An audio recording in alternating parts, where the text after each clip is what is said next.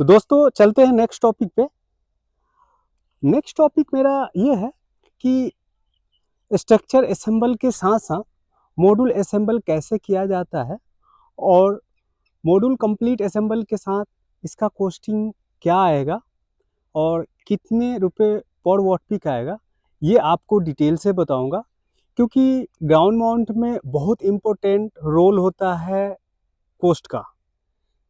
अगर आप structure design करते हैं तो आपको दोनों चीज़ देख के चलना पड़ेगा, स्टेबिलिटी प्लस कॉस्टिंग। अब पता चले कि आप पैसा बचाने के चक्कर में स्ट्रक्चर बहुत हल्का ले लिए, या दूसरा केस ये हो जाता है कि स्ट्रक्चर ज़्यादा स्टेबल करने के लिए, स्ट्रेंथ ज़्यादा देख के लिए आप कॉस्टिंग बहुत ज़्यादा कर दे रहे हैं। तो ये भी नहीं होना चाहिए। तो आज यही टॉपिक है बात करने का। तो चलते हैं नेक्स्ट, इसी पे डिस्कस करते हैं। पहले आपको विजिट करा देता हूँ। लेकिन दोस्तों आपसे रिक्वेस्ट है कि अगर आप न्यू पहली बार देख रहे हैं, मेरे चैनल पे पहली बार आए हैं, तो आपसे रिक्वेस्ट है कि मेरे चैनल को सब्सक्राइब ज़रूर कर लें। क्योंकि एक वीडियो के लिए मुझे पूरा दिन धूप में पूरे प्लांट का विजिट करना पड़ता है और हर एक कंपोनेंट के बारे में बताना पड़ता है। तो इसको देखते हुए आप मेरे चैनल को सब्सक्राइब कर दें और बेल आइकन को भी प्रेस कर लें, ताकि कोई नया वीडियो अपलोड करूँ तो उसका नोटिफिकेशन मिल जाए। अब चलते हैं दोस्तों, अब अपने टॉपिक की तरफ। चलते हैं। तो सबसे पहले कंपोनेंट के बारे में बता देता हूँ। हालांकि मैं कंपोनेंट के बारे में पहले भी बता चुका हूँ, फिर बता देता हूँ। लास्ट जो बताया था वो केवल कॉलम राफ्टर ब्रेसिंग कनेक्शन था। आज के टॉपिक में देखेंगे कि ब्रेसिंग के साथ साथ पूरे कंपोनेंट कनेक्ट है यहाँ पे, मॉड्यूल को छोड़ के।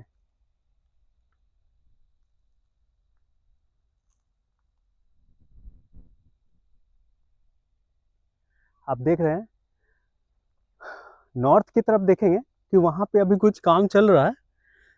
तो और साउथ की तरफ देखेंगे कि इधर मॉड्यूल लग रखा है, तो उधर भी चलेंगे। सबसे पहले आपको मैं इधर क्लियर कर देता हूँ कुछ पॉइंट को। अब दोस्तों मेन पॉइंट अपना ये है कि अगर स्ट्रक्चर डिजाइन कर रहे हैं तो क्या पैरामीटर होना चाहिए, क्या स्पेसिफिकेशन होना चाहिए, कैसे डिजाइन कर रहे हैं। गवर्नमेंट का प्रोजेक्ट है तो क्या स्पेसिफिकेशन लेके चलना है, प्राइवेट प्रोजेक्ट है तो क्या लेके चलना है, उसके बारे में डिटेल से बताऊंगा। आप देख सकते हैं कि स्ट्रक्चर का जो हाइट है,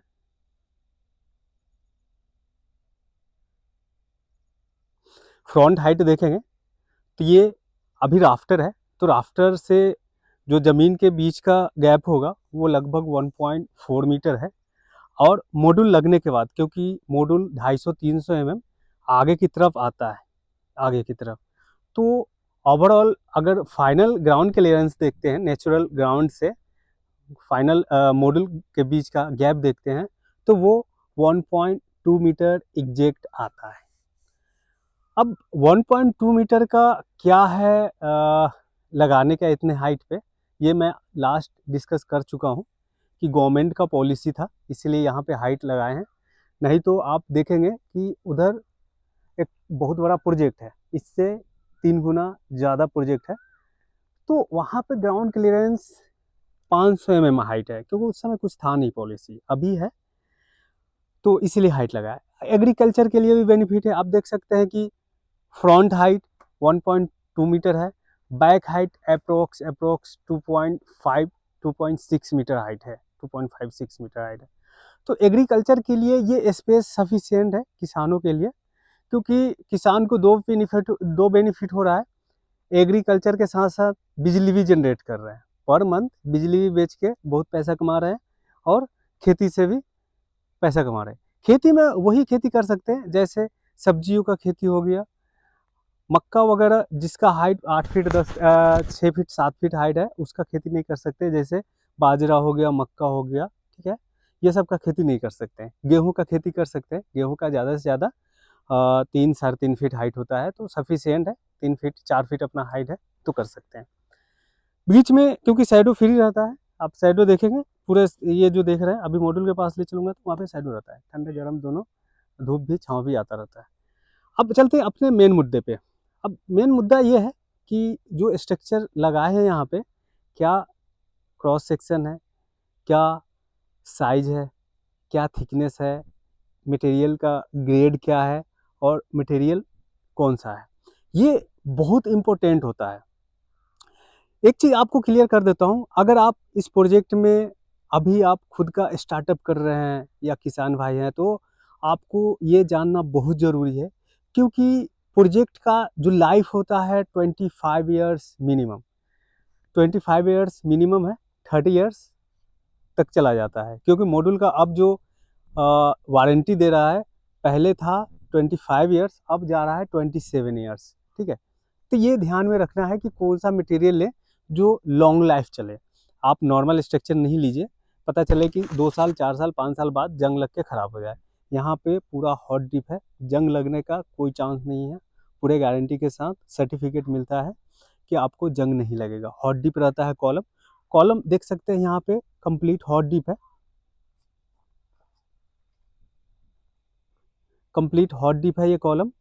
और कॉलम का थिकनेस जो है 2 mm थिकनेस है, 2 mm थिकनेस है। 2 mm थिकनेस में इसका जो माइक्रोन है, जिंक का जो कोटिंग हुआ है वो 80 माइक्रोन है, मिनिमम 80 माइक्रोन, क्योंकि गवर्नमेंट ने भी अपने प्रोजेक्ट में जो जिंक का रिक्वायरमेंट जो मांगते हैं वो मिनिमम 80 माइक्रोन होता है, मैक्सिमम ज़्यादा हो जाता है। मिनिमम मीन्स कि अगर 10 कंपोनेंट को लिया, 10 जगह पे मार्क किया, टेस्टिंग किया, तो वहाँ पे पता चला कि 10 में 8 जगह 80 गया, नहीं तो सॉरी 2 जगह 3 जगह 80 माइक्रोन गया, नहीं तो 7 जगह 90 माइक्रोन, 100 माइक्रोन, 120 माइक्रोन, 130 माइक्रोन तक चला जाता है। क्योंकि मैंने खुद टेस्ट किया हूँ और दोनों जगह टेस्ट किया हूँ, जहाँ पे हॉट डिप होता है, जहाँ पे कोटिंग होता है, वहाँ भी मैंने प्रॉपर तरीक़ा से चेक किया हूँ। अब आते हैं कि कॉलम तो हॉट डिप दे दिए, अब कॉलम के साथ एक कंपोनेंट और है जो देख रहे हैं, ये ब्रेसिंग प्लेट। ये जो ब्रेसिंग प्लेट देख रहे हैं, ये इसको भी हॉट डिप दे देते हैं, क्योंकि हॉट डिप देने का ये रीज़न है कि ये जितने भी कंपोनेंट है, ब्रेसिंग हो गया, कॉलम हो गया, ये इसको कनेक्ट करके रखता है। तो इसको गैल्वेनम नहीं देखें, हॉट डिप देखें, क्योंकि इसके पास 3 लोड आ जाता है। एक बैक ब्रेसिंग का सपोर्ट है, फ्रंट ब्रेसिंग का सपोर्ट है और कॉलम का, मतलब 3 कनेक्शन हो जाता है यहाँ पे। अगर एक कनेक्शन रहता तब तो गैल्वेनम से ही अपना काम हो जाता। 3 कनेक्शन होने की वजह से हॉट डिप दे रहे हैं। अब अपना 2 कंपोनेंट क्लियर हो गया, अब तीसरे कंपोनेंट पे आते हैं कि आप देख रहे हैं ये bracing, back bracing, front bracing और राफ्टर, ये और जो लास्ट है कंपोनेंट वो गैल्वेनम में पर्लिन है, पर्लिन हेड सेक्शन में है। आप देखेंगे कि ये 4 कंपोनेंट को मैंने गैल्वेनम में लिया हूँ। गैल्वेनम में लेने का रीज़न ये है कि ये ज़मीन के कनेक्शन में नहीं है, मिट्टी के कनेक्शन में टच में नहीं है। ठीक है, आप कॉलम को छोड़कर, कॉलम भी मिट्टी के टच में नहीं है, क्योंकि कास्टिंग किया गया है। यहाँ पे आप देख रहे हैं सिविल कंक्रीट से कास्टिंग किया गया है, लगभग 1800-1900 mm डेप्थ में। तो ऐसे भी उसमें कास्ट ये नहीं होगा, जंग नहीं लगेगा। हाँ, एक चीज़ और मैंने इसमें ऐड किया हूँ कॉस्ट बचाने के चक्कर में, एक्सटेंशन कॉलम डाला हूँ। एक्सटेंशन कॉलम 800-900 mm के बाद डाला जाता है, 1200, 1800-1900 का कॉलम है तो आप 800-1200 mm का एक्सटेंशन कॉलम डाल दीजिए और 800 mm तक नीचे डेप्थ में जान दीजिए, तो इससे कॉस्ट बचेगा। दूसरा, ये जो राफ्टर ऊपर का कंपोनेंट है, ये मिट्टी के कांटेक्ट में नहीं है, तो इसलिए गैल्वेनम दे दिया। गैल्वेनम का भी लाइफ बहुत बढ़िया है, क्योंकि इसका स्ट्रेंथ बहुत ज़्यादा होता है, हॉट डिप से भी ज़्यादा होता है। अगर कॉलम को भी दे सकते हैं इसमें, अगर यहाँ पे सिविल का कनेक्शन नहीं होता। आप देख रहे हैं, क्योंकि बारिश का पानी आएगा तो सिविल के ऊपर ज़रूर रुकेगा। अगर मान लीजिए कि बारिश का पानी केवल ऊपर ऊपर तक रह गया, लेकिन यहाँ पे हाइट ज़्यादा है, बाढ़ का पानी आ जाए, मान लीजिए कि बारिश कंटिन्यू हुआ एक सप्ताह तक, 5 दिन 6 दिन तक बारिश हुआ, और यहाँ पे मान लीजिए कि 1-2 फीट तक पानी आ गया, 1 फीट तक भी पानी आ, 1 फीट तक का मेरा ये कैपिंग दिया हुआ है, अगर 1 फीट से ज़्यादा पानी आया या 1 फीट तक भी आएगा तो ये जो कंक्रीट है सीमेंट का वो तो गीला हो जाएगा, गीला होने के बाद वो कॉलम के टच में आ जाएगा। तो यहाँ पे हॉट डिप है तो आप बेफिक्र रहिए, कुछ नहीं होने वाला है। लेकिन गैल्वेलम रहता या प्री जीआई रहता, ठीक है, या जीपी रहता, तो उस केस में क्या होता कि जंग लग जाता। क्योंकि मैंने दिल्ली के एक मेट्रो स्टेशन पे देखा हूँ कि कॉलम में पूरा तरीका से जंग लगा हुआ था, क्योंकि उन्होंने मेट्रो स्टेशन के ऊपर ही लगा रखा है और टाइल्स प्रॉपर तरीका से लगा दिया था चारों तरफ से, लेकिन कॉलम का जहाँ कनेक्शन था, यहाँ पे देख सकते हैं इसके चारों तरफ से जंग लगा हुआ था। हाँ, हो सकता है 2 साल 4 साल 5 साल के बाद वो पूरी तरीके से जंग खा के वो गिर सकता है। तो अब हो सकता है उन्होंने ध्यान दिया हो, मेंटेनेंस के अंदर आया होगा तो वो रिप्लेस कर दिया होगा, लेकिन अभी नहीं देखा हूँ, लगभग 2 साल हो गया है।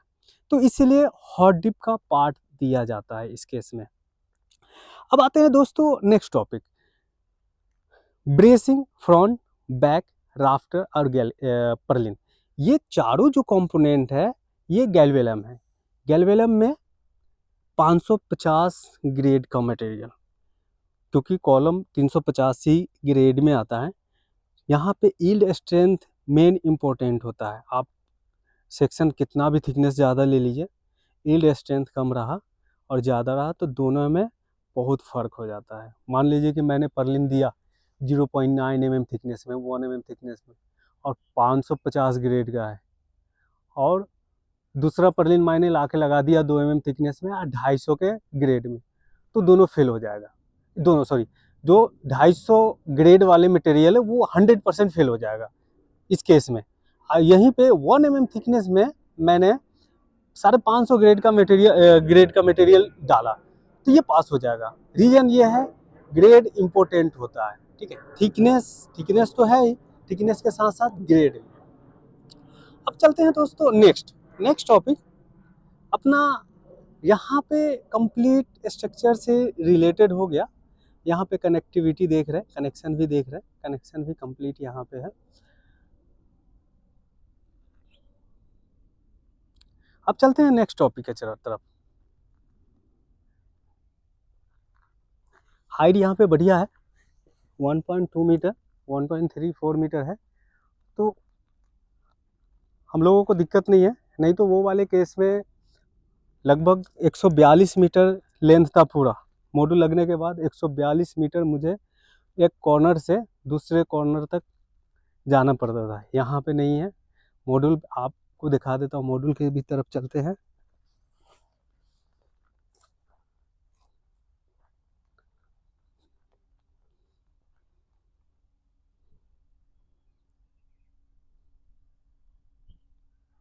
यहाँ पे जो टीम काम किए हैं वो टीम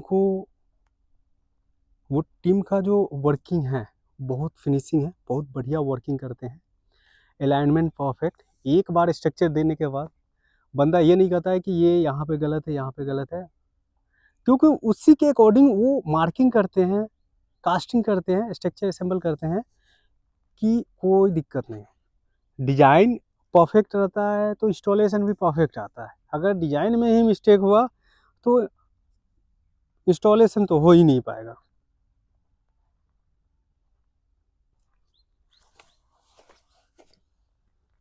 अब आते हैं मॉड्यूल की तरफ।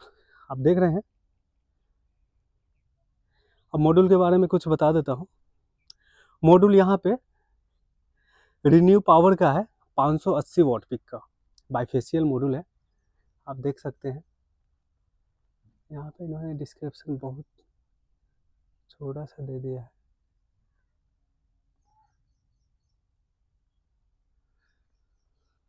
पाँच सौ अस्सी वॉट पिक का मॉड्यूल है।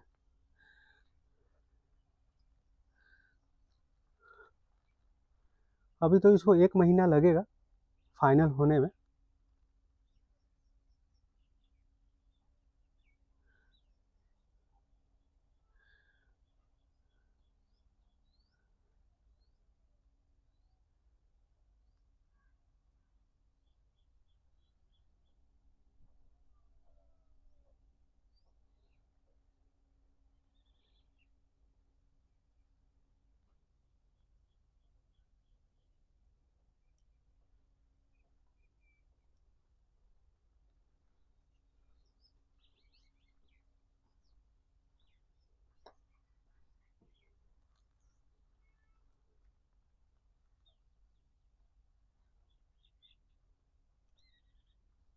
यहाँ पे देख रहे हैं अभी यहाँ पे प्रॉपर तरीक़े से नट बोल्ट टाइट नहीं हुआ है। नट बोल्ट टाइट होगा जब अलाइनमेंट करेंगे तब, क्योंकि अभी टाइट कर देंगे तो फिर अलाइनमेंट नहीं हो पाएगा। इसीलिए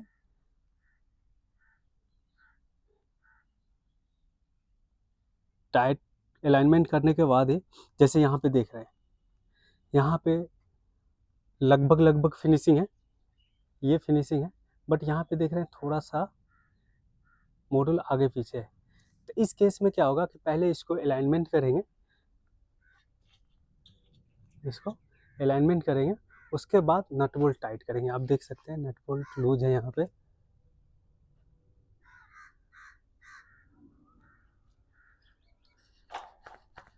तो हिलेगा नहीं, क्योंकि प्रॉपर कॉलम राफ्टर का जो है वो कंपोनेंट टाइट है।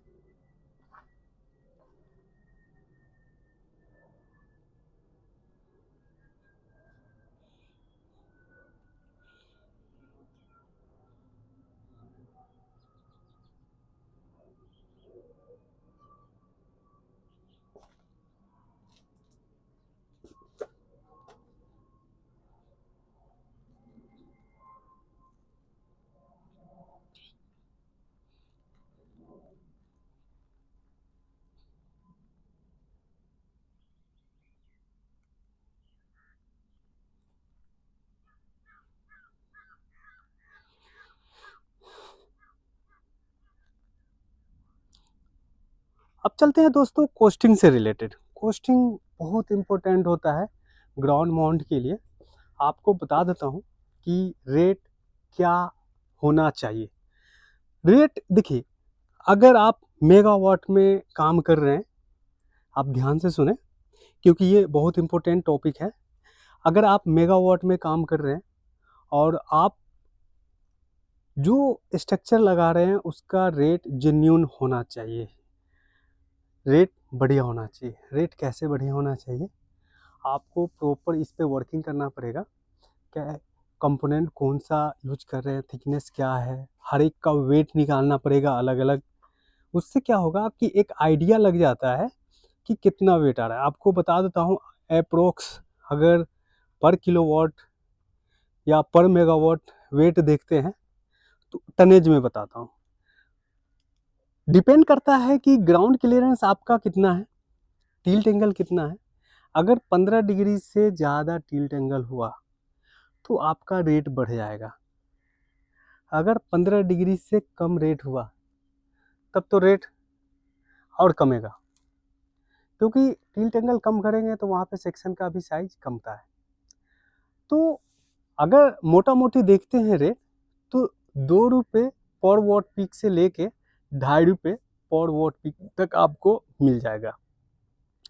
मॉड्यूल का वॉट पीक भी बहुत इंपॉर्टेंट होता है। अगर 500 वॉट पीक का मॉड्यूल ले रहे हैं तो रेट चेंज हो जाएगा, 600 वॉट पीक का लेते हैं तो रेट चेंज हो जाएगा। लेकिन आपको अगर पर मेगावाट में वेट देखते हैं 25 ton, 26 ton, 25 ton, 24 ton, 23 ton के आसपास आराम से आ जाता है।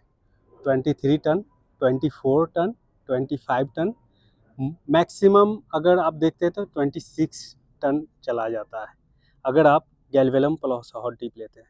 लेकिन अगर हॉट डिप लेते हैं तो आपका 30 टन से एबव जाएगा, 32 टन, 33 टन चला जाएगा, क्योंकि वो स्ट्रक्चर 3 रुपये पर वॉट पीक मिलेगा आपको। क्योंकि हॉट डिप है, रेट बढ़ेगा, वेट भी बढ़ेगा तो रेट बढ़ेगा 100%।